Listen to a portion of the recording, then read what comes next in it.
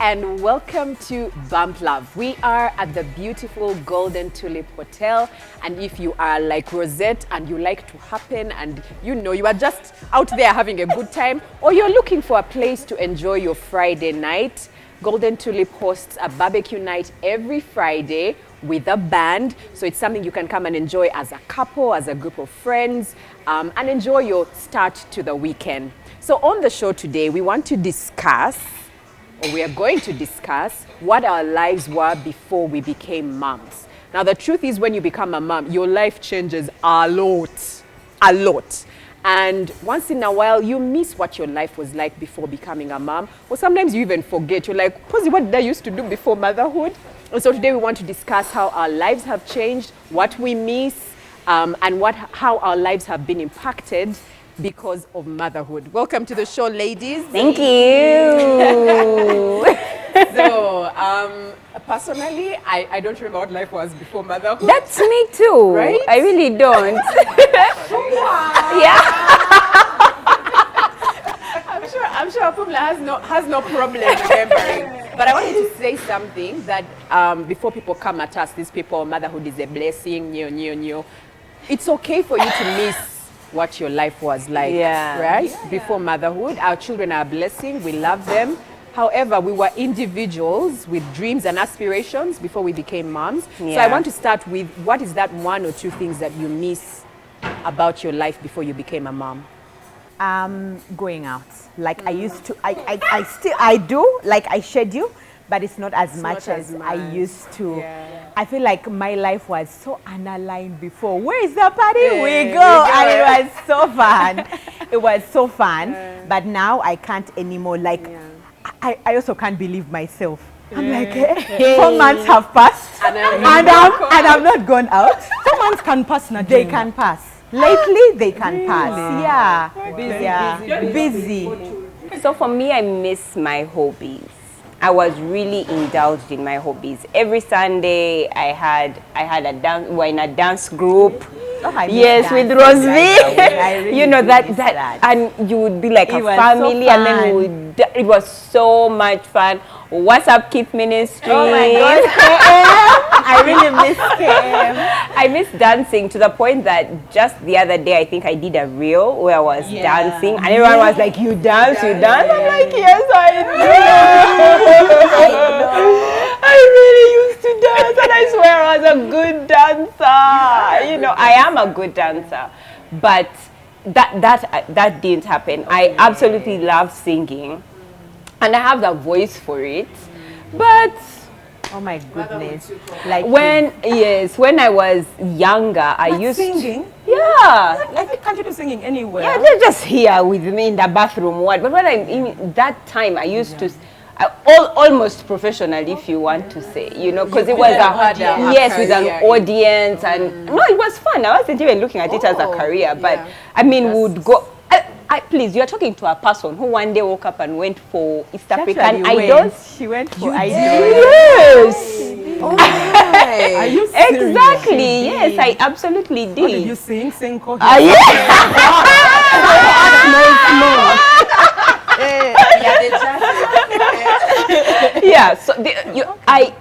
I used to act. The Ugandan film industry, they know me as an actress. So when they see me in the back, they're like, well, come home. Why? Because before I had children, I was acting movies, please. Not these things jokes. I can actually easily see you doing that, right? In those nice magic, sang you to date Elena Nabui. So let me kunyumiza you people. You know how you guys watch The Hostel, and absolutely love The Hostel. Elena replaced me because we were getting married. Thank you very much. We were entering the marital life. We left it for now. Then Elena and her husband, and then they got married. But Brian and I were acting in those positions in the hostel. Yes, every day. So I was acting, I was dancing, I was swimming. Oh my God. I miss it so much. Yes, I do. I swim. So I feel like for me, my hobbies were taken away from me because now I had to.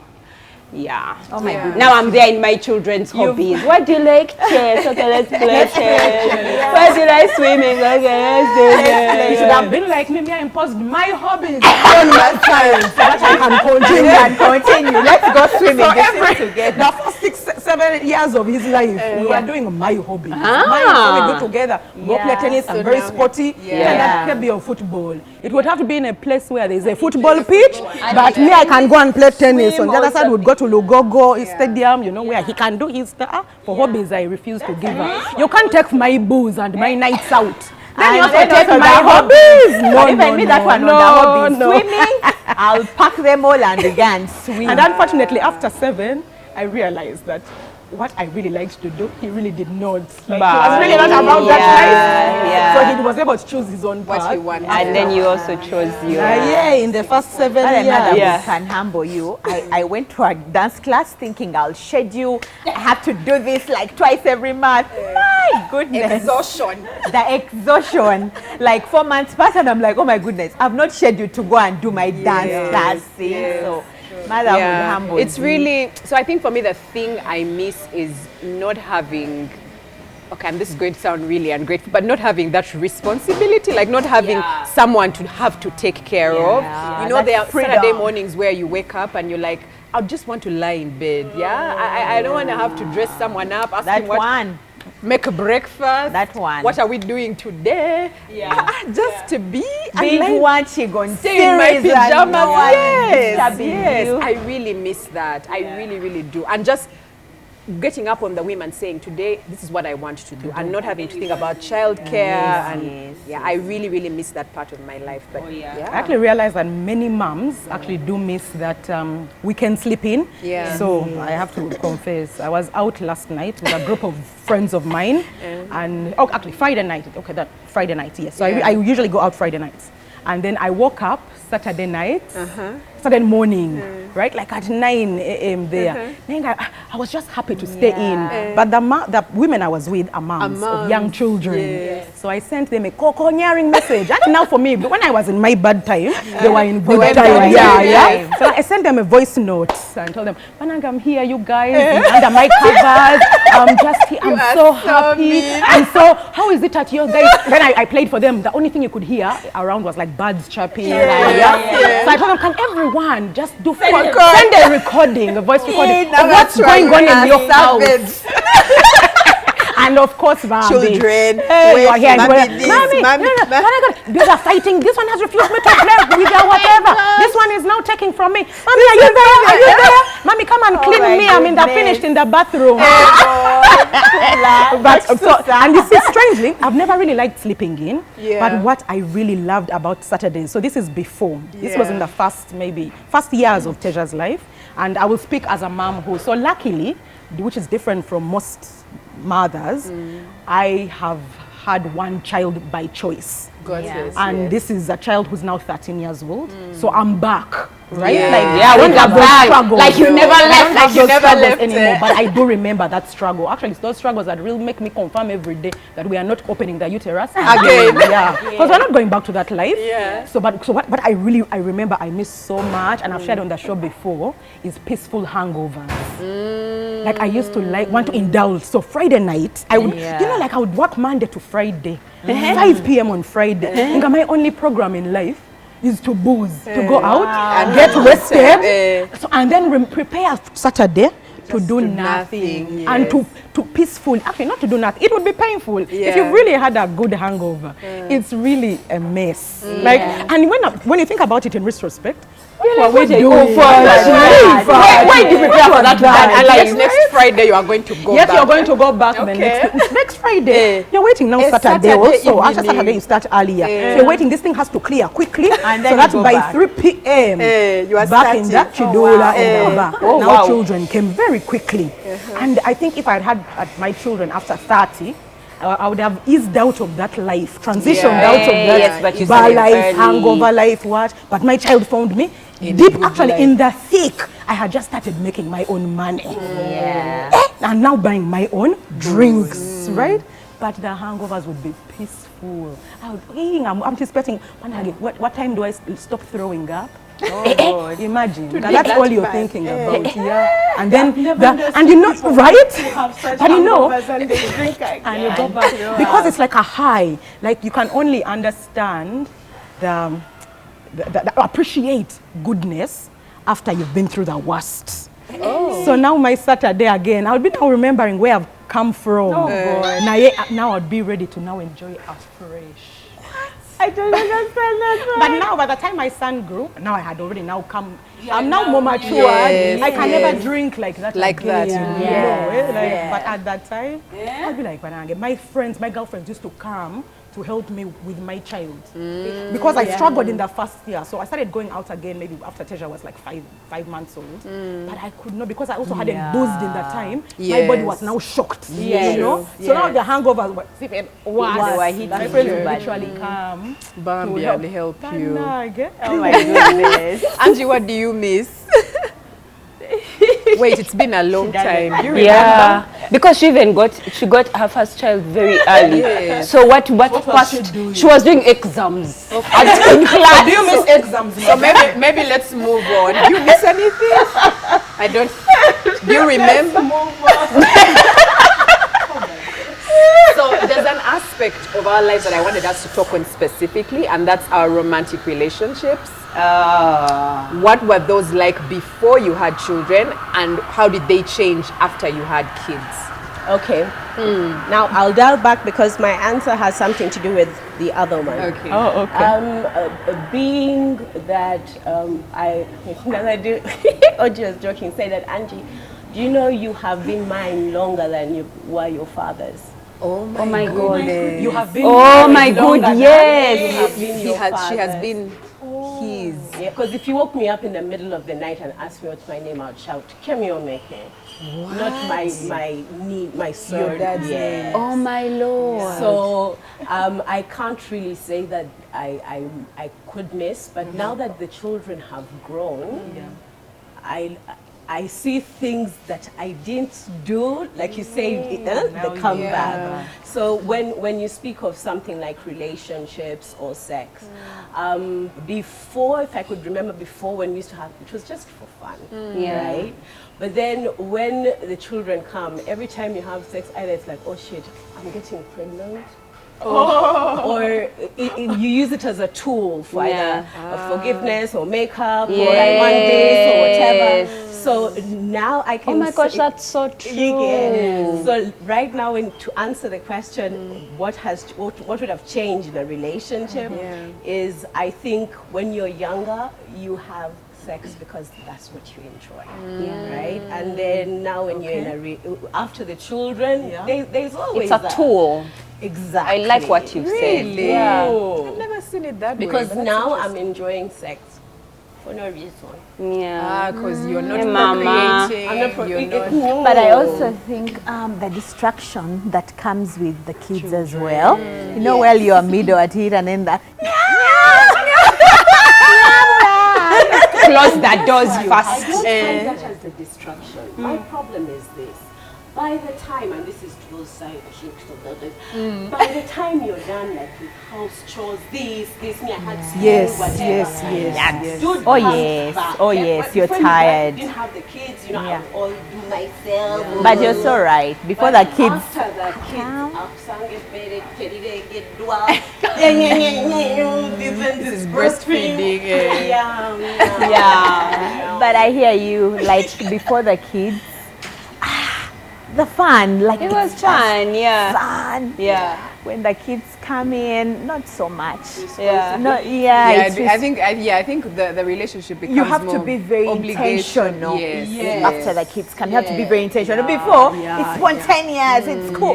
But after the kids, you have to think about it so much. I don't know why. Wait, are we talking about sex or the marriage? I kind of get sometimes confused about the language that we're using sometimes. Yeah. We use the word intimate. Intimacy. Yes. Okay. Let's use it. Okay. Okay. But this particular show, maybe children shouldn't be watching. Like, Let's put a disclaimer. Yes, children should not be watching. But I think maybe if I could share, I think that what I feel like changed, first of all, the things we were fighting about changed. Now we're fighting more about discipline, his idea of discipline versus my idea of discipline. Yeah. I realized that I think at the time I was more of a permissive parent, and I just felt like he's still a child, he's still a baby, he's still a child. While for him, he's like, no, we have to start punishing now, we have to start disciplining now, as early as like 9 months. So our fights were always, and then I guess because he's a man, it would be a thing of, so you don't trust me. Do I still have a voice, you know, over how we discipline Micah? And those were there was a lot of tension and pulling, but also just the exhaustion. I just felt like there was just no time for, aside from the intimacy, just for us as a couple. And then it's like, I don't feel like you're helping me. Like the language just changed to now child care, discipline. Everything was about Micah. His view versus my view. And I feel like also the way we were raised up now also sort of reared its head, because he has a way he was raised, which he's trying to bring into the way we are raising Micah. I have a way I was raised, and I'm also trying to bring that. I don't want certain things that maybe I saw when I was growing up, same as him. It was one of those darkish moments, if I'm being honest, because I was like, if we're not agreeing on how to raise. Right. It's a big one. Yeah, that's huge. Discipline That's huge. is a big one. Yeah. So I think for me, what changed was our outlook of the future. I feel like before the kids, like when you're talking about, then we shall have kids, and then it's always so perfect and so nice and so sweet, and then we'll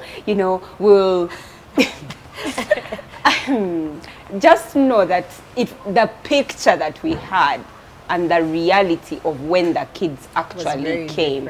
Like the things that we said we would do, then we're not doing, then we're forcing each other, then we're pulling. We say, when you are dating, so we shall start saving for their university. University reaches, the money that, the children reach, the money for diapers, plus the C-section you had, plus cannot allow you to start saving, opening an account for university. When kindergarten is just looking at university, keep quiet, please. So I feel like the dream versus reality. So the dream versus the reality, I think really hit us in a way that it wasn't very comfortable, because you're just like, but we wanted to, we said that we would, but we wanted, and oh my gosh, that really did us in. It really did us in. It doesn't mean that you can't, actually. No, it doesn't mean that you can't. It's just that the reality and the dream are very, very different. Immediately we hear that we have conceived. We open an account. Have you checked that you're having a difficult pregnancy? We're having to see a doctor. Have you checked that at this time my mother is ill? Have you checked that the reality of life versus our dream? And for me so I think I had to enter the real world when the children came through. It was no longer. For me, I think when the kids came in, we bonded better. We became a team. Before the kids come, you're there.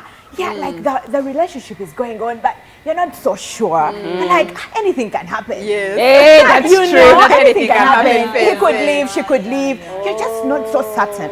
But when the babies came in, like we just teamed up. That happens. Yes, it does. And it was a beautiful team. You could feel like now it's us against the world. We are stuck together. We have these children. We're not going anywhere. We have this that we've created. That typically will happen for most couples, but at different stages. Okay, Like I feel like we are in that stage now. In the beginning, we were not. So it's like we grow into that. Oh, now we are born. It's almost like, oh my gosh, Micah brings us so much joy, and we are closer. But in the beginning, it was a clash. So I feel like that happens for a lot of couples. Some people at the beginning, others they sort of grow into it. Well, Like all things in life. I know. Me, as a non-couple, I reverted to singlehood when a month after my son turned 1 year. So maybe I think I need to have some kind of confession here. By nature of my personality, I'm able to separate my physical relationships and my emotional ones. So because I knew getting out of Bufumbo, I was sure that I was not going to have to deal with any romantic relationship. So mine was purely physical. For Teja's maybe first 8 years, I should honestly say 8, 9 years. So And we are calculating right now. Okay. Okay. Okay, so she gave some. they've been here some good 3 years where now that Teja's grown and is out, I'm thinking more into the future. But in those years, for me, it was because I can separate. As soon, and this might make me seem really masculine, but as soon as the deed is done, and I'm talking about intimacy, I want you out of my house. Thank you. Are you serious? And there was no dating. Because there's no long term. You know how dating is, what you guys remember? I don't think so. But you know when you're dating and meeting new people, there is that first initial phase of getting to know that person, learning who they are, their dislikes, gelling to see if you're compatible, which takes a while. Right? And you can't keep doing that. I was not interested in that. So I didn't even want to meet anyone. You can't keep doing it. It's exhausting. So I knew that was not going to happen. Like I'm not going to be there and pretend with somebody, a guy, okay, let's first get I know what I'm looking for.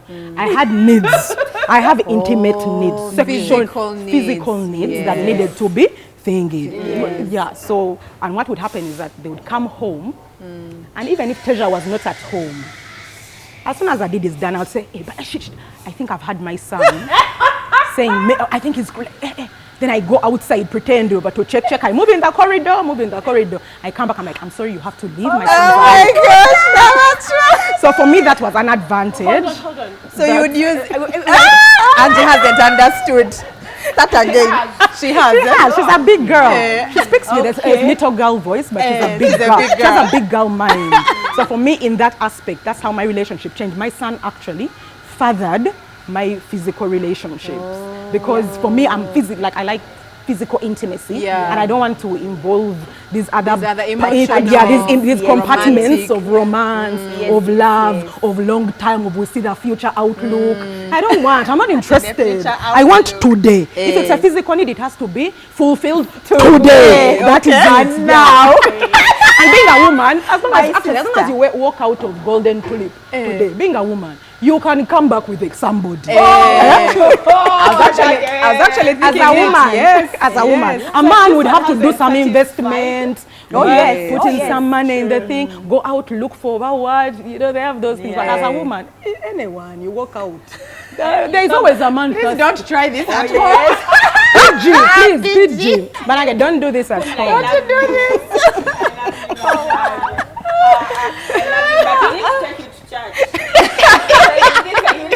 But this was her past life. This was past, no? This was my past life. This was past. Remember when she said that she promised you're us at a a different wedding? stage now.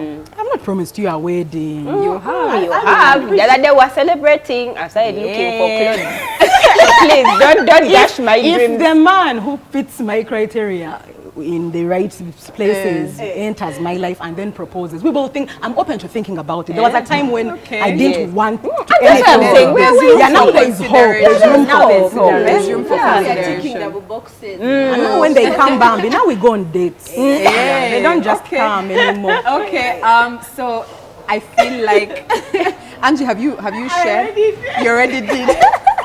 So ladies, as we try and tie this conversation together, what do you feel like you have had to give up for this incredible gift that you have been given called motherhood? And maybe for a mom that is watching that feels like they're losing themselves, what would you say to them not to lose their individuality, their dreams, their aspirations? Yeah. I will go with this from the point that at the time when it was happening, I felt that I was giving up something. So I knew by the time I finished school, I was going to be a director in my field by the age of 40. I'm 37 now. So when I got married, the year I really started my career.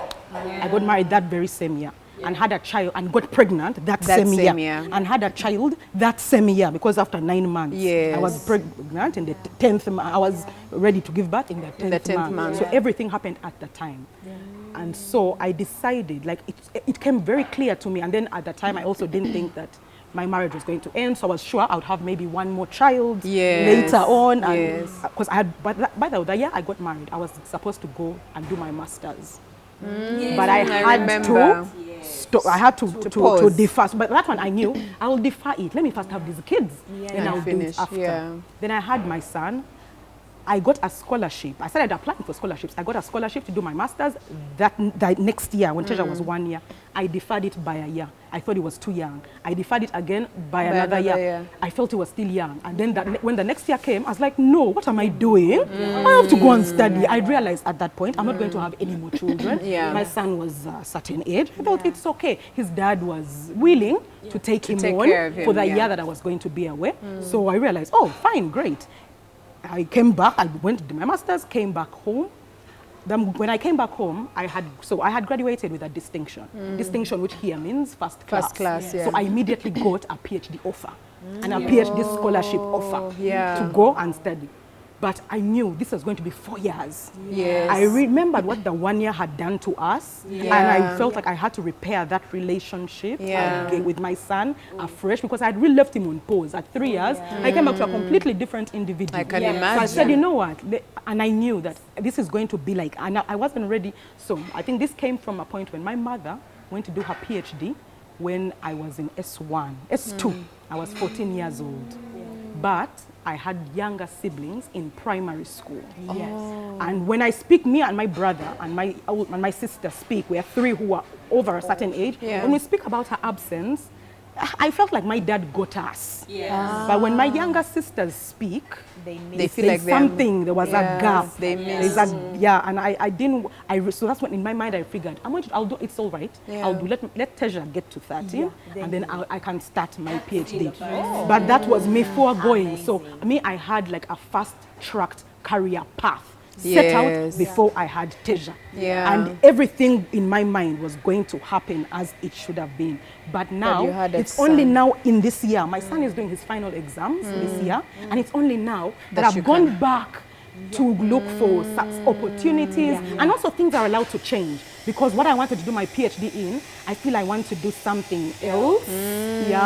Even if you cannot be 100% mother and 100% anything else. That's so true. Very true. In my case, I was never going to be, even my promotions at work came structured. I could not take on responsibilities intentionally. I knew that I have to pick my son from school at 4 p.m.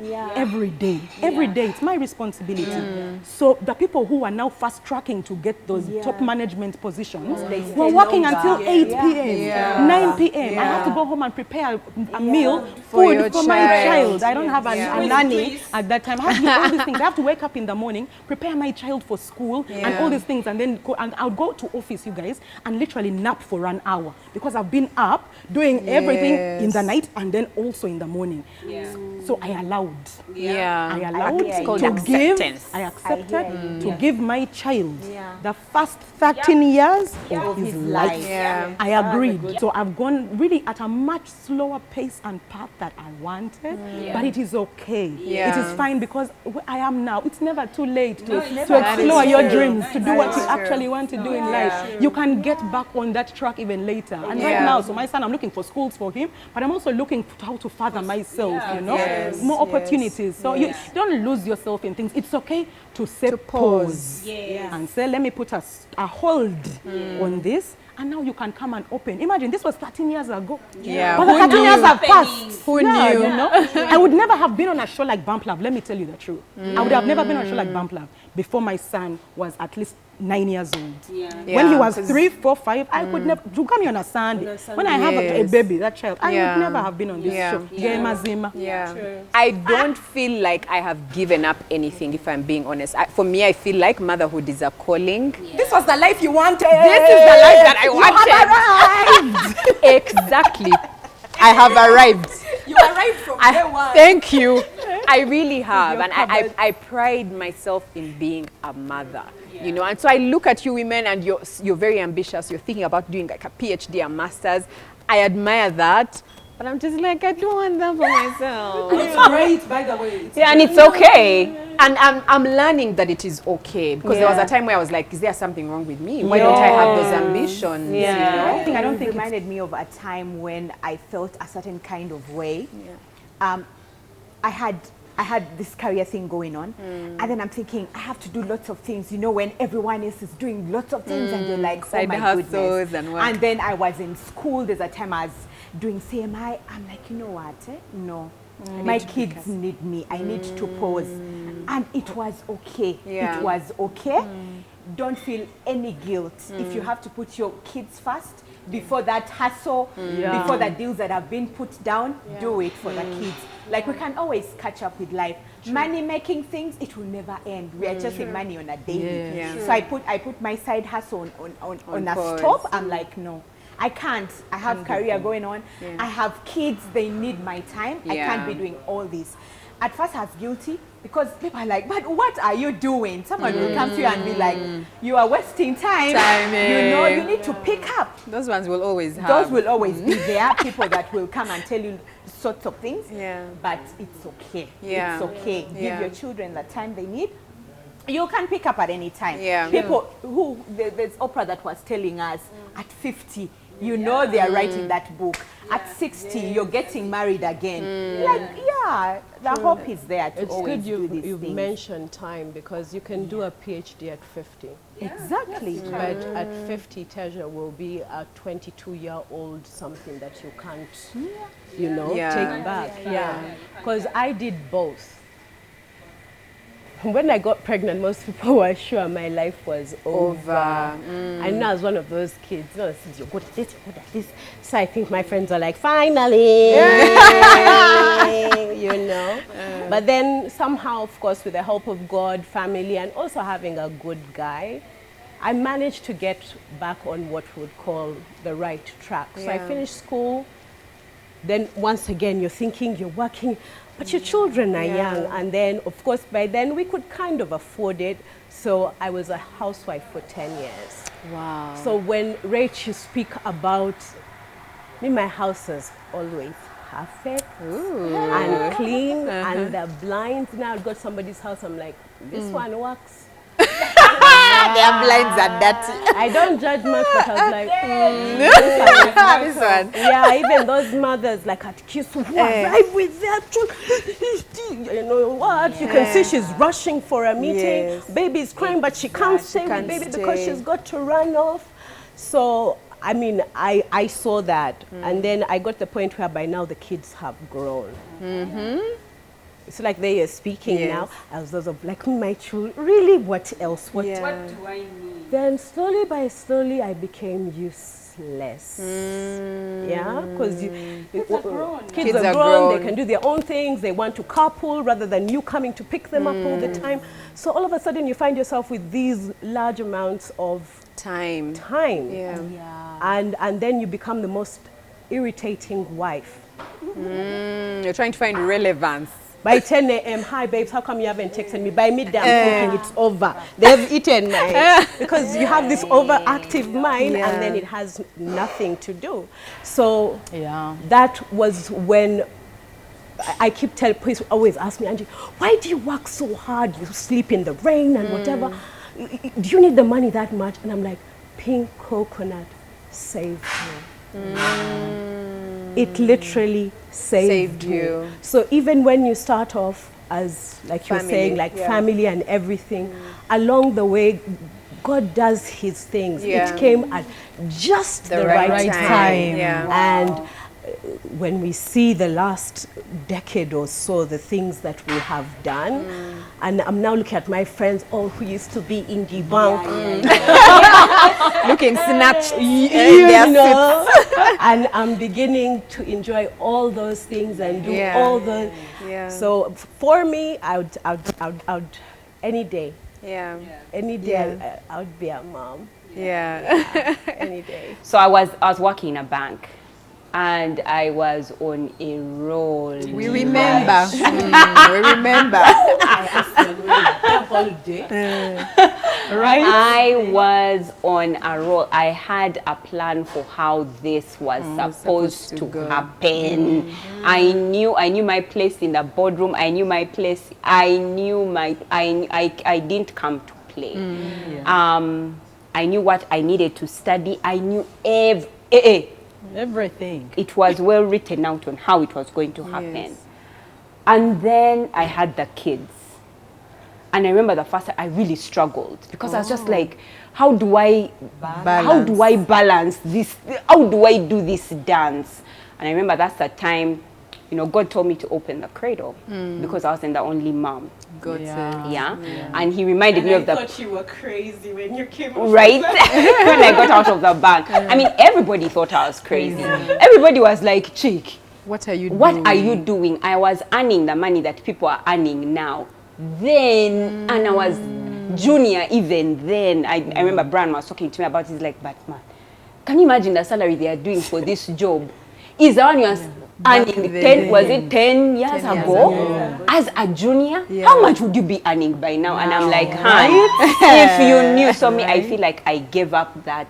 First of all, I gave up my corporate career. Yes. I gave it up. And Brian keeps saying, you'll go back. You just wait and see. A time is going to come, and I keep saying he's my priest and he's my prophet. It's probably going to happen, but I will wait and see. I wait and see. I'm still young. I'm on the slippery road to 40. What are you talking about? At a slippery road. I feel like you get to a point in the corporate. Every time I'm holding on to some swoop, Almost 40. sliding to 40. Anyway, so I gave up. When you reach there, all those things you're talking about, just I can't wait. I can't wait. So I gave up the corporate career. I also gave up the money because I know right now You would be fine. I did give up the money. The other thing that I gave up was my education. So like Pumla had said, Banag, you have to call me doctor in my lifetime. At one point.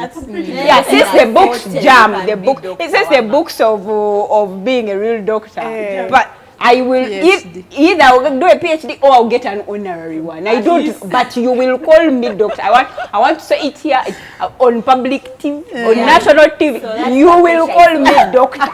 Okay, so I also gave up my education. But why did I do that?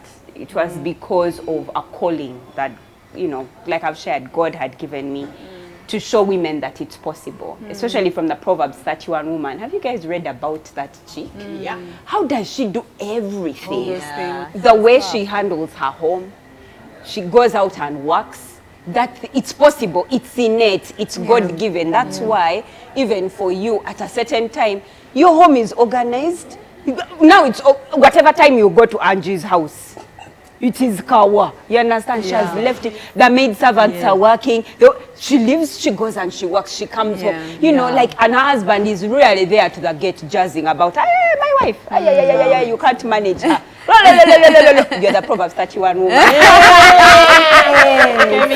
And so for me, God showing me that I needed to let women know that it's possible. And I remember asking him and saying, but me, I haven't reached. I haven't done that. So why are you telling me to leave this corporate job, to leave this money, to show women that it's possible? Yet for me, myself, I've not yet done it. I've not yet done that PhD in early childhood. I've not done that PhD in women's studies. I've not done that PhD in entrepreneurship. I've not done anything. So and he said, no, I want people to follow your journey on your way too. Because if you've already arrived, what are you telling people? What will you tell You know, them? so for me, that's what has happened with me. And for me, my giving up has not only just been my children, mine has been put together with my calling, my purpose here on earth. So that's why, I think for me, what I would say to any woman is what you guys have already said. when my children don't need me anymore, which my husband doesn't understand. Yeah, when my children don't need me anymore, when they're as much, yes. you know, when they are 13, when I am that old woman, when, oh my gosh, do we have to talk to her? Do we have to whatever? That time is when I plan to go away and to be able to do those things. But also they'll be older and they are more independent. And Blake and Bianca, you guys are wonderful, wonderful, wonderful children. Yeah, they've reached an age where they've allowed me, even now, I've started to look around for all of those opportunities, like you have said, looking around for all of those opportunities. And I'm open because now I know they are growing older. They can only grow older. They are not, I'm not changing diapers anymore. I'm not, you know, I'm not. Hey, when you close the uterus also? Dear. Hey, Unless they are twins. That means the uterus is not closed. Yeah, but who said it's closed? Did when you asked me, I Not said... because you said when they are older, so it means you're I giving... don't know what God has in store, but all I have like to to say... put God in God He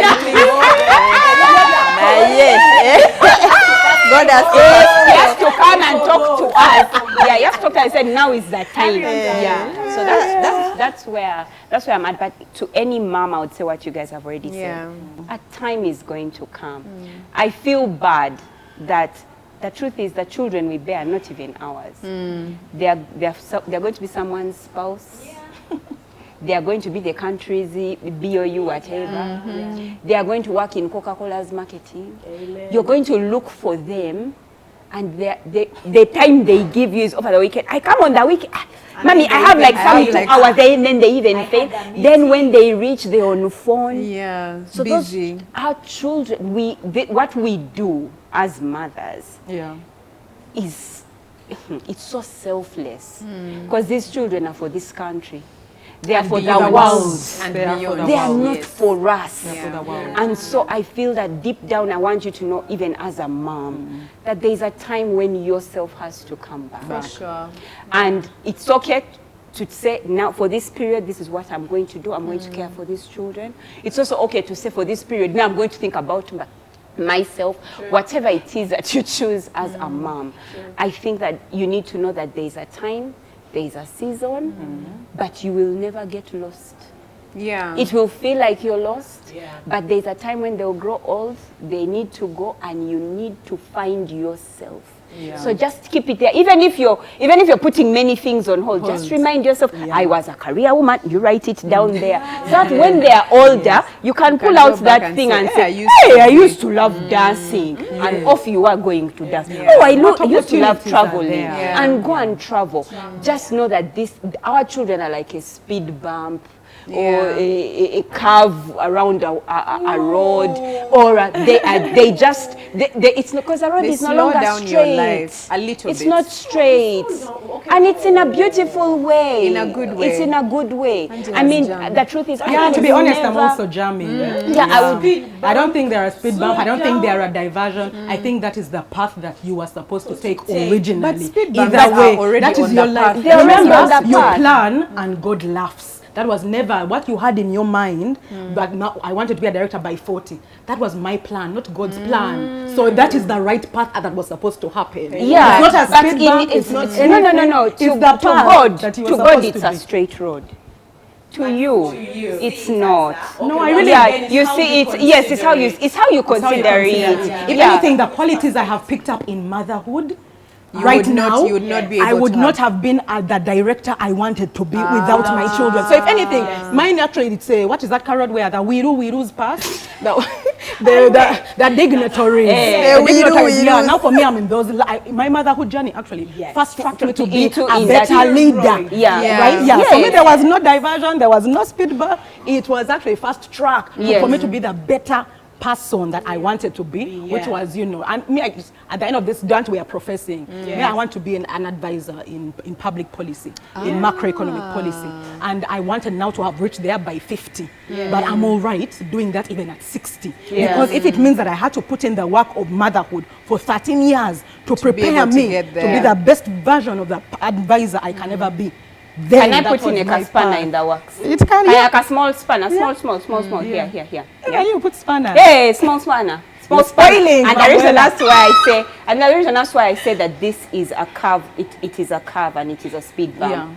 and I don't say it in a bad way, is because if there's a guy your age who has the same dreams and you're along that same road with his bad qualities of not being a great mother, he's still going to get to that position faster than you will. So for me, that's why so you're speaking about getting to something faster. Yeah, faster. Not just getting. No, not just getting. We will get there. And we'll get there better people. I mean, women are better leaders because of our children. All of those things. We already know them. We already know them. Yeah. And we just need people like organizations to know that. And then make lives of women easier. For example, I don't understand why up to now, we still have to beg organizations to set up spaces for childcare in the workplace, set up spaces for lactation in the workplace. These women, Kati, now imagine Pumla. By the time I was there, by the time I had a child and I needed the services, it was not, if anything, I actually championed the facility, but it came 10 years later, which was okay. Which is fine. It's but there then the now. time you were in, you had flexi hours, right? It was policy, it was only theoretical policy, but now we actually have a set-up facility, which has fridges where you can you can lactate, you can breastfeed, you can have your storage, store your milk. Now you imagine if you had childcare. That is not one of your worries. That You your child is understand? taken So care I think for me, ultimately, this journey of motherhood is indeed ours. It meanders. It has so many hoops that we have to jump. So many, all of those things. But I know one thing for sure, and for me, what pains me is because the child is not ours. Ultimately, it's for this country.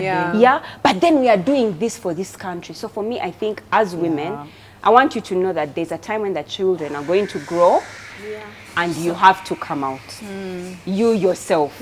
So I would say for this one, know the season, know the time, respect it.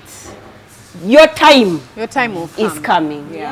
Thank you, ladies. I feel, first of all, validated. I feel rejuvenated. And I feel like we've all represented a mom that is watching the show, for the career mom, the ambitious one, the one who is into creatives, and the one who is struggling with, should I pause? Should I give up? You know? But just to let you know, moms that are watching, it is okay to put pause on your career. Just keep reminding yourself what you are good at and what your dreams are, what your aspirations are. There's going to come a time in your life when your children are not as dependent on you as they are now, and you're able to pick up on these dreams and visions and careers that you once had. And I just also want to emphasize purpose. I think that even when, for example, like me, when you're not as maybe ambitious or career oriented, just find that thing within you that you want to do, whether it's your talent, or maybe you like to talk to people, to mentor, whatever it is, and then pick up on that. Start to grow it now, and then pick up on it when your kids are not as dependent. So thank you so much for watching. We do appreciate you. If you haven't subscribed, please do comment, share, and like. Let us know, what is it you feel like you have given up, or what are you worried about giving up, for those of you that are not moms yet, when you do become a mother. And remember, if you are looking for a place to hang out, every Friday, Golden Tulip has the barbecue night with a band playing, so you can come hang out with your girlfriends, your spouse, your friends, your colleagues at work, and have a lovely time at Golden Tulip. Until next time, with love from Bump Life.